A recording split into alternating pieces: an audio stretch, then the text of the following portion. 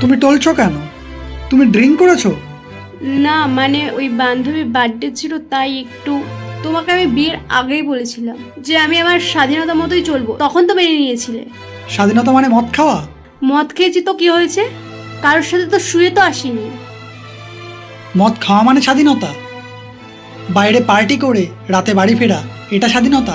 স্বাধীনতা মানে সম্মান, স্বাধীনতা মানে সুরক্ষা, স্বাধীনতা মানে শিক্ষা, স্বাধীনতা মানে নিজের পরিবারকে নিয়ে সুখে শান্তিতে জীবনযাপন করা। আর প্লিজ এখন এই উদাহরণটা দিতে এসো না যে একটা ছেলে মদ খেলে অসুবিধা নেই আর একটা মেয়ে খেলেই দোষ।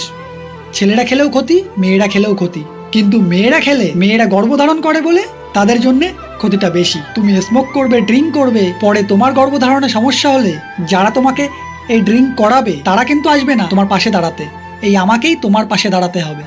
এই ধরনের জীবনযাপন করা, এই মদ খাওয়া, পার্টি করা, এগুলোই যদি স্বাধীনতা মনে হয় তাহলে ঠিক আছে।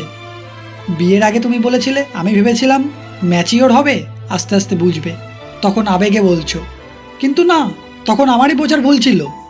তাই আজকে আমি তোমার সাথে থাকতে চাই না, তুমি থাকো তোমার মতন, পারলে শুয়ে পড়ো। মদ খাওয়া সবার জন্যই ক্ষতিকারক, ছেলে হোক বা মেয়ে। আর মেয়েদের জন্য সেটা বেশি ক্ষতিকারক, তাদের শরীরের জন্যেও সমাজের জন্যেও। মডার্ন হওয়া মানে মদ্যপান করা নয়, মডার্ন হওয়া মানে শিক্ষায় মডার্ন হওয়া।